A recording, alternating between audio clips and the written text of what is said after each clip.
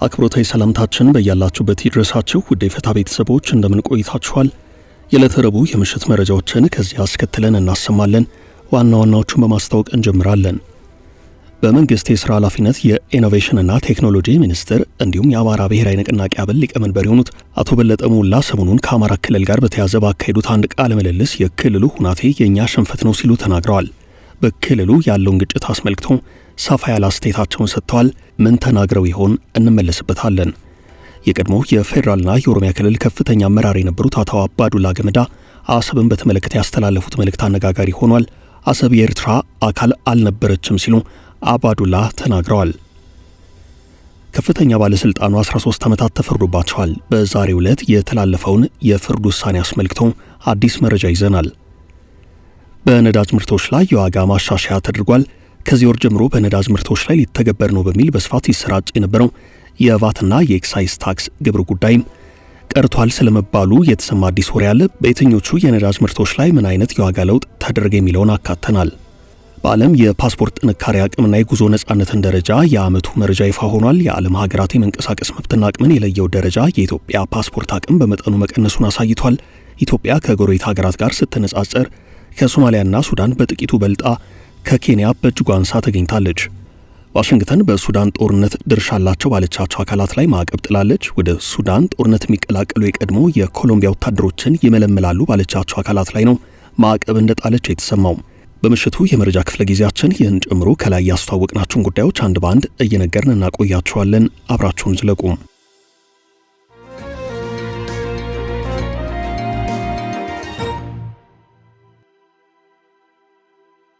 አሰብ የወሎ ነው። አባዱላ ገመዳ የቀድሞ የፌዴራልና የኦሮሚያ ክልል ከፍተኛ አመራር የነበሩት አቶ አባዱላ ገመዳ አሰብን በተመለከተ ያስተላለፉት መልእክት እያነጋገረ ነው። አሰብ የኤርትራ አይደለም ሲሉ አባዱላ ተናግረዋል። አሰብ የወሎ ነው ሲሉ ተደምጠዋል።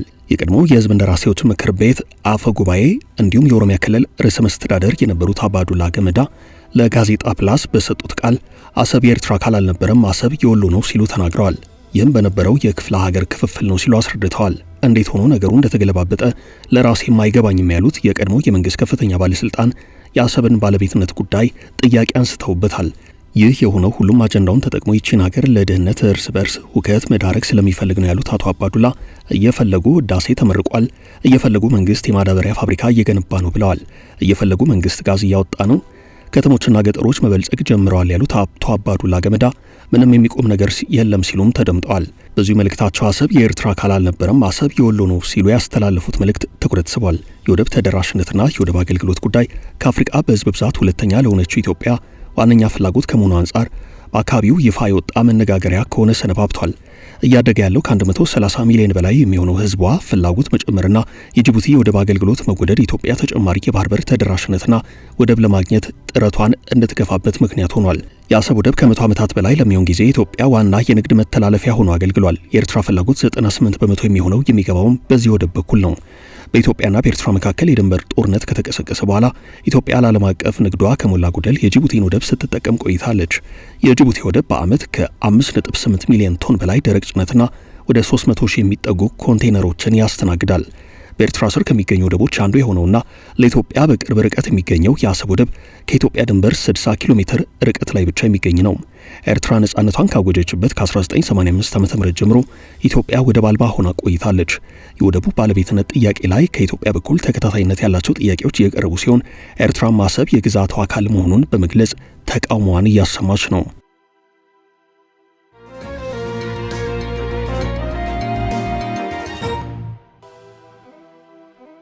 የአማራ ክልል ጉዳይ የኛ ሽንፈት ነው። ሚኒስትሩም በመንግስት የሥራ ኃላፊነት የኢኖቬሽንና ቴክኖሎጂ ሚኒስትር፣ በፓርቲ አመራርነት ደረጃ ደግሞ የአማራ ብሔራዊ ንቅናቄ አብን ሊቀመንበር አቶ በለጠ ሞላ ሰሞኑን ከአማራ ክልል ጋር በተያያዘ ባካሄዱት አንድ ቃለ ምልልስ ይህ የኛ ሽንፈት ነው ሲሉ ተናግረዋል። ከኤንቢሲ ኢትዮጵያ ጋር በነበራቸው ቆይታ በአሁኑ ሰዓት በአማራ ክልል ነፍጥ አንስተው የሚዋጉ ኃይላት በህወሓት ወረራ ወቅት ከመንግስት ጎን ሆነው ሲፋለሙ የነበሩ ኃይላት መሆናቸውን ያመላክቱት ሲሆን በወቅቱ የመንግስትን ሌጂቲሜሲ እንዲሁም የሀገርን ህልውና በማስቀጠል ሂደት ውስጥ በአንድም ይሁን በሌላ መልኩ ተሳትፎ ያደረገ ኃይል በክብር መሸኘት ነበረበት። በተለይ ደግሞ የክልሉ መንግስት ይህንን ማድረግ ነበረበት። ከጦርነቱ በፊት ሌላ ተልዕኮ ይዘው በክልሉ ሲንቀሳቀሱ የነበሩ ኃይላት አሉ። ሰኔ 15 ላይ የክልሉ መንግስት ጠልፈው ሊወስዱ የነበሩ ኃይላት ይህንን ኃይል እንዲወስዱ እድል ፈጥሮላቸዋል ብለዋል። ይህ የኛ ሽንፈት ነው። ገና ምልክቶቹ ሲታዩ መንግስት ማቀፍ የሚገባውን በወደ ሰፊነት አቅፎ ለሌላው እድል ማሳጣት ነበረበት። ይህ የኛ የኢትዮጵያውያን ደካማነት ነው ብዬ ማስቀመጥ እፈልጋለሁ ብለዋል። በጊዜው ከጦርነቱ ማብቃት በኋላ መንግስት ጠቅላይ ሚኒስትሩ በተገኙበት መርሃ ግብር በጦርነቱ የተሳተፉትን አካላት በክብር ሸኝቷል። ከዚህ ውጪ መደረግ ነበረበት የሚል ጥያቄ ተከተለላቸው። አቶ በለጠ ሞላ ከጦርነት የተመለሱ ተደራጅተውም ቢሆን የስራ ዕድል የሚያገኙበት፣ የተጎዱ የጦር ጉዳተኞች የሚታገዙበት ሁናቴ መኖር ነበረበት። አልሆነም። በእርግጥ በጊዜው እንደ ሀገር ይህንን ለመወሰን ፋታ ያስፈልጋል፣ ግን ደግሞ የሚሰማኝ ይህ ነው ብለዋል። ሁሉም ግጭት መጨረሻው ጠረጴዛ ዙሪያ ነው ያሉት ሚኒስትሩ የአማራ ክልል ግጭት በክልሉና ህዝቡ ላይ ያደረሰው ጉዳት እጅግ ሰፊና ህዝቡም ሊሸከመው ከሚችለው በላይ ነው ብለዋል። 5 ሚሊዮን ህጻናት ከትምህርት ገበታ ውጭ ሆነዋል። በግጭት ውስጥ ያለ ኢኮኖሚ ነው። አቅም ያላቸው ነጋዴዎች በተለያዩ አካላት ጫና ስላለባቸው ክልሉን ጥለው ወጥተዋል። ክልሉ ያለበት ሁኔታ አሳሳቢ ነው። በዚያው አካል የሚታገሉ ወገኖች ጥያቄያቸው ወደ ጠረጴዛ መጥቶ እንዲወያዩ ጥሪ ስናደርግ ቆይተናል። ህዝቡ ፍትሃዊ ጥያቄዎች አሉት። እነዚህ ጥያቄዎች መፈታት አለባቸው ብሎም ጫካ ይገባል። በአጠቃላይ አማራ ክልል አሁን ባለው ሁኔታ ሁለንተናዊ ቀውስ ውስጥ ይገኛል። የሚመለከታቸው አካላት በተቻላቸው መጠን መፍትሄ በሚያመጣ ተግባር ውስጥ መግባት አለባቸው። የክልሉ መንግስት ከተፋላሚዎች ጋር ንግግር ያድርግ እንደነበር ሰምተናል። ሰሞኑን ያየነው ውጤት ነው። ይህ ተጠናክሮ ቀጥሎ ሁሉ መምጣት የሚኖሩበት ሁናቴ እንዲኖር ያስፈልጋል ብለዋል። ቀጠል አድርገውም የክልሉን ግጭት ሌሎች ኃይላት ጭምር ገብተውበታል፣ አወሳስበውታል ያሉ ሲሆን ትግሉ ብዙ ጥፋት አድርሷል። ህዝቡ ህጋዊ ጥያቄዎች የሉትም ማለት አይደለም። ጥያቄዎች ትላንትም ነበሩ፣ ዛሬም ያሉ ጥያቄዎች አሉ። ጥያቄዎቹ ምላሽ እንዲያገኙ በመንግስት በኩል የሚደረጉ ጥረቶች አሉ። ሀገራዊ ምክክር ኮሚሽን ተቋቁሟል። በዚህም የኢትዮጵያ ህዝብ ጥያቄዎች ሁሉ የሚታዩ ይሆናል።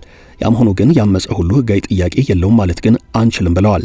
ከአንድ ምርጫ እስከ ሌላ ምርጫ በግጭትና በጦርነት ውስጥ የዘለቀ ያለፈ ህዝብ እፎይታ ባላገኘበት ሁናቴ ቀጣይ ሂደቱ የተሻለ ይሆናል ማለት በጣም አስቸጋሪ ነው። ህዝቡ ያለው ድቀት ውስጥ ነው። ይህም በመሆኑ አሁን ያሉት ጥረቶች ሰፍተው መቀጠል መቻል አለባቸው ሲሉ ተናግረዋል። ህወሓት በሁለት ዓመታቱ ጦርነት ወቅት በአማራ ህዝብ ላይ ከቆቦ እስከ ደብረ ሲና ድረስ ጄኖሳይድ ፈጽሟል ያሉት ሚኒስትሩ በጊዜው በቆቦ፣ በጭና፣ በአጋምሳ፣ በማይካድራ ተፈጸሙ የተባሉትንም ግድያዎች ጠቅሰዋቸዋል።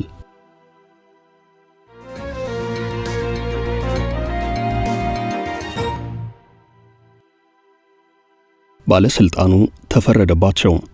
ከፍተኛ ባለስልጣኑ 13 ዓመታት ተፈርዶባቸዋል። በዛሬው ዕለት የዋለው ችሎት ከፍተኛ አመራሩ ላይ የብይን ውሳኔ ያሳልፏል። የኢትዮጵያ አደጋ ስጋት ስራ አመራር ኮሚሽን የቀድሞ ኮሚሽነር ምትኩ ካሳ በተከሰሱበት ከባድ የሙስና ወንጀል የጥፋተኝነት ብይን ተላልፎባቸዋል። ፍርድ ቤቱ አመራሩ ጥፋተኛ ሆነው በመገኘታቸው በ13 ዓመታት ጽኑ እስራት እንዲቀጡ ወስኗል። የፍትህ ሚኒስቴር የሙስና ጉዳዮች ዳይሬክቶሬት አቃቤ ሕግ ባቀረበው ክስ በኮሚሽኑ የተረጂዎችን ቁጥር በማጋነን የተለያዩ የእርዳታ አይነቶችን ከመጋዘን ውጭ በማድረግ ለተረጂዎች ሳይደርስ ተሽጦ ለግል ጥቅም መዋሉን አስረድቷል። በዚህም በህገወጥ መንገድ የተገኘ ገንዘብና ንብረትን ምንጩን ደብቆ ህጋዊ አስመስሎ ማቅረብ ወንጀል በነሐሴ 2014 ዓ.ም ክስ ተመስርቶባቸው እንደነበር ተመላክቷል። ከኤልሻዳይ ሪሊፍ ኤንድ ዴቨሎፕመንት አሶሲዬሽን ዳይሬክተር የማነ ወልደማርያምና ከሌሎች ሰራተኞች ጋር ያልተገባ የጥቅም ግንኙነት በመፍጠር በሺዎች በሚቆጠሩ ተረጂዎች ስም የተረጂዎችን ቁጥር በማጋነን ለበርካታ ጊዜያት የምግብ ቁሳቁሶች ከኮሚሽኑ መጋዘን በማውጣት ለዱቄት ፋብሪካዎችና ለሌሎች ግለሰቦች በመሸጥ ህገወጥ ጥቅም ሲያገኙ እንደነበር በክሱ ተመላክቷል። በአማራ፣ አፋር፣ ኦሮሚያ፣ ደቡብ ክልል በሚገኙ የግብረ ሰናይ ድርጅቱ ማዕከላት ለተረጂዎች ሳይደርስ በመሸጥ ለግል ጥቅም መዋል፣ ብድርና ድጋፍ በሚል ሰበብ በህገወጥ መንገድ በኮሚሽኑ 100 ሚሊዮን ብር የሚገመት ለእርዳታ ድርጅቱ በገንዘብ መልክ መሰጠቱን አቃቤ ሕግ አስረድቷል። በአቶ ምትኩ ካሳ ቤተሰቦች ስም ከኤልሻዳይ ድርጅት በተለያዩ ጊዜያት ክፍያ እንደተፈጸመም በክሱ ተመላክቷል። በተለይም ከ601 ሺህ ኩንታል በላይ ስንዴ፣ ከ41 ሺህ ኩንታል በላይ በቆሎ፣ ከ78 ሺህ ሊትር በላይ ዘይት፣ ከ3999 ኩንታል በላይ ሩዝ ከተራዶ ድርጅቱና ከኮሚሽኑ ጋር በመመሳጠር እርዳታውን አዳማ ለሚገኝ የዱቄት ፋብሪካ መሸጡ ተነግሯል። በሁለተኛ ክስ ደግሞ ከ472.8 ሚሊዮን ብር በላይ በድጋፍ መልክ በአንደኛ ተከሳሽ አቶ ምትኩ ካሳ ፈቃጅነት በሁለተኛ ተከሳሽ አማካይነት ክፍያ እንደተፈጸመና በሶስተኛ ተከሳሽ ወጪ አድራጊነት ለግል ጥቅም በመዋሉ በመንግስት ከፍተኛ ኪሳራ እንደደረሰ ተነግሯል። በአቶ ምትኩ ልጆችና ባለቤታቸው ስም ተገዝተው የተገኙ ተሽከርካሪዎችና መኖሪያ ቤቶች መኖራቸው በክሱ የተጠቀሰ ሲሆን በህገወጥ መንገድ የተገኘ ገንዘብን ወይንም ንብረትን ህጋዊ አስመስሎ ማቅረብ በሌሎችም ተከሳሾች ላይ በየደረጃው የወንጀል ተሳትፏቸው በክሱ ተዘርዝሮ ተካቷል። ተከሳሾቹ አቶ ምትኩ ካሳ፣ ባለቤታቸው ወይዘሮ ሶፊያ ጀማል፣ ልጃቸው ወይዘሮ ሚልካ ምትኩ የወንጀል ድርጊት መፈጸማቸውን ተከትሎ የጥፋተኝነት ውሳኔ ተላልፎባቸዋል። የፌዴራሉ ከፍተኛ ፍርድ ቤት ልደታ ምድብ 5ኛ የሙስና ጉዳዮች ችሎት የአቃቤ ሕግን የቅጣት ማክበጃና የተከሳሾችን የቅጣት ማቅለያ ካዳመጠ በኋላ አቶ ምትኩ ካሳ በ13 ዓመታት ጽኑ እስራትና በ50 ሺህ ብር የገንዘብ መቀጮ እንዲቀጡ ወስኗል። በተጨማሪም በአቶ ምትኩ ካሳ ባለቤት ወይዘሮ ሶፊያ ጀማል ላይ የ8 ዓመታት ከ4 ወር እስራትና 3000 ብር የገንዘብ መቀጮ የጣለ ሲሆን በልጃቸው ወይዘሮ ሚልካ ምትኩ 5 ዓመታት እስራትና 3000 ብር የገንዘብ መቀጮ እንዲቀጡ ውሳኔ አሳልፏል።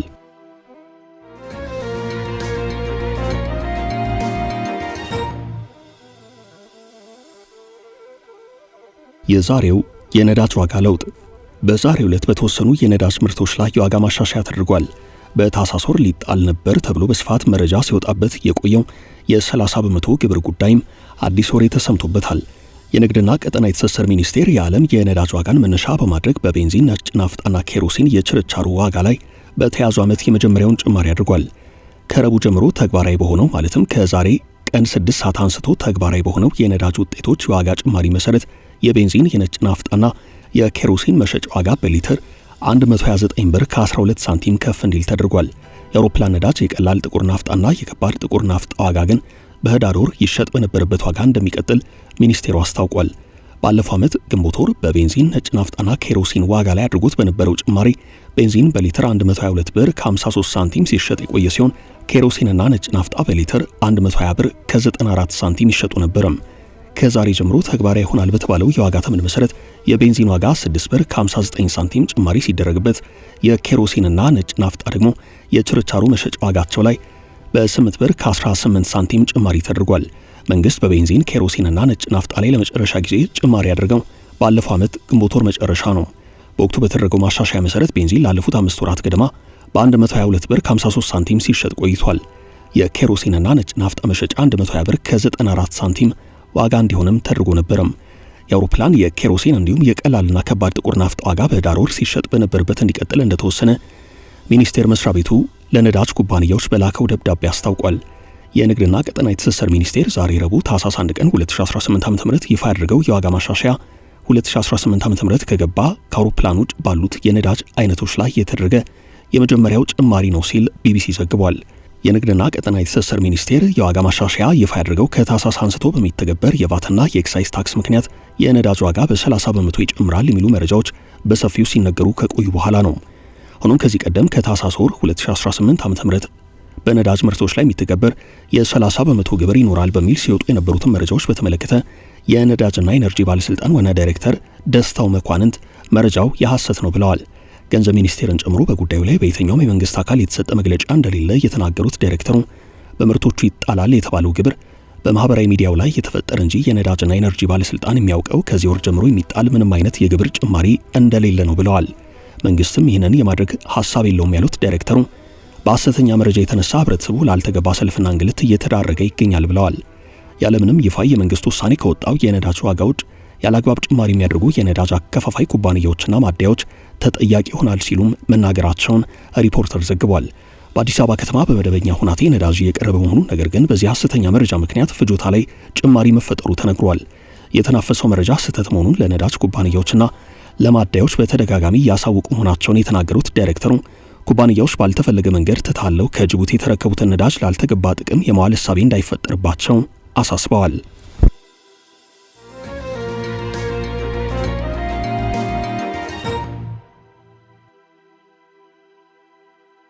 የኢትዮጵያ ፓስፖርት ደረጃዎችን ቀንሶ ተገኘም። በዓለም የፓስፖርት ጥንካሬ አቅምና የጉዞ ነጻነትን ደረጃ የዓመቱ መረጃ ይፋ ሆኗል። የዓለም ሀገራት የመንቀሳቀስ መብትና አቅምን የለየው ደረጃ የኢትዮጵያ ፓስፖርት አቅም በመጠኑ ቀንሶ ታይቷል።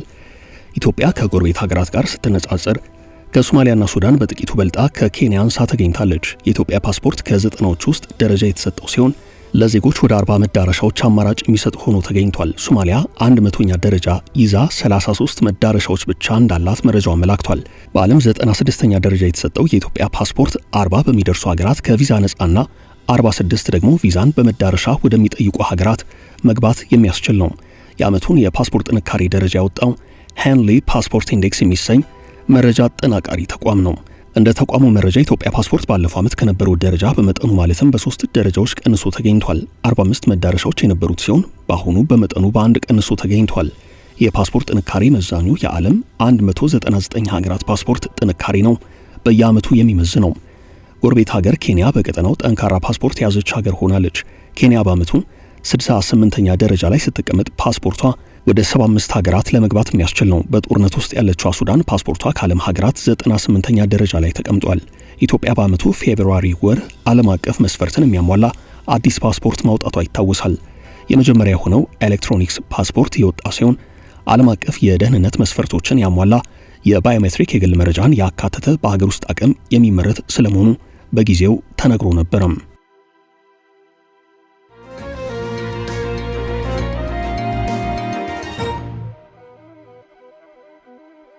በሱዳን ጦርነት ተሳታፊዎች ላይ ዋሽንግተን የጣለችው አዲስ ማዕቀብ። ዋሽንግተን በሱዳን ጦርነት ድርሻ አላቸው ባለቻቸው አካላት ላይ ማዕቀብ መጣሏ ተሰምቷል። አሜሪካ በሱዳን ጦርነት ተዋጊዎችን በመመልመል ላይ ባሉ የኮሎምቢያ ዜጎች ላይ ማዕቀብ ጥላለች። በጦርነቱ ከሱዳን ፈጥኖ ደራሽ ኃይላት ጋር ተሰልፈው የሚዋጉ በርከት ያሉ ቅጥረኛ የኮሎምቢያ ዜጎች መኖራቸው ይታወቃል። የኮሎምቢያ መንግስት ዜጎቹ በዚህ ጦርነት መሳተፋቸውን ማመኑም የሚታወስ ነው። የኮሎምቢያ ዜጎች ተዋጊዎችና የድሮን ኦፕሬተሮች በመሆን ወደ ጦርነቱ እንዲገቡ በሚያደርጉና በሚመለምሉ አካላት ላይ ነው አሜሪካ ማዕቀብ የጣለችው። የአሜሪካ መንግስት የሱዳንን የእርስ በርስ ጦርነት ተጠቅመው ለመበልጸግ ዓለም አቀፍ መረብ መስርተዋል ባላቸው 4 የኮሎምቢያ ዜጎችና የሚያስተዳድሯቸው 4 ኩባንያዎች ላይ ማዕቀብ ጥሏል። የአሜሪካ ግምጃ ቤት ከማዕቀቡ በተጨማሪ ቀድሞ የኮሎምቢያ ወታደራዊ አባላት በሱዳን እየተካሄደ በሚገኘው ጦርነት እንዲዋጉ ለመመልመል በተካሄደው ሴራ ውስጥ ተሳታፊ የሆኑትን ስም ይፋ አድርጓል። እነዚህ ሀገሪቱ የቀድሞ ወታደሮች ምስራቅ አፍሪካዊቷ ሀገር ሱዳን ከደረሱ በኋላ ከሱዳን የመንግስት ኃይላት ጋር ሽኩቻ ውስጥ የሚገኘውን የሱዳን ፈጥኖ ደራሽ ኃይላትን ያሰለጥናሉ ተብሏል። የአሜሪካ ግምጃ ቤት ባለስልጣን በመግለጫቸው የሱዳን ፈጥኖ ደራሽ ኃይል ሕፃናትን ጨምሮ በሰላማዊ ሰዎች ላይ ጥቃት ለመሰንዘር እንደማያቅማማ ደጋግሞ አሳይተዋል ብለዋል። ቡድኑ የሚፈጽማቸው የጭካኔ ተግባራት ግጭቱን በማባባስ ቀጠናውን አተራምሷል ሲሉ ጠቅሰው የሽብር ቡድኖች እያገነገኑ እንዲመጡ ምቹ ሁናቴን ፈጥሯል ብለዋል። በፈረንጆቹ አቆጣጠር በ2023 በሱዳን ጦርነት ከተቀሰቀሰ ወዲህ ከባድ ውጊያ የቀጠለ ሲሆን ከ12 ሚሊዮን በላይ ሰዎች መኖሪያ ቤታቸውን ጥለው ለመሸሽ መገደዳቸውን አልጀዚራ ዘግቧል። ውድ ቤተሰቦቻችን ለዛሬ ያዝንላችሁን ርዕሰ ጉዳዮች እዚህ ላይ ቋጨን። ላይክ፣ ሼር እና ኮሜንት በማድረግ ለቻናላችን ድጋፋችሁን መግለጽ እንዳትዘነጉ እያልን ከሌሎች መረጃዎች ጋር ደግመን እስክንገናኝ ቸር ያሰማን ስንል ተሰናበትን።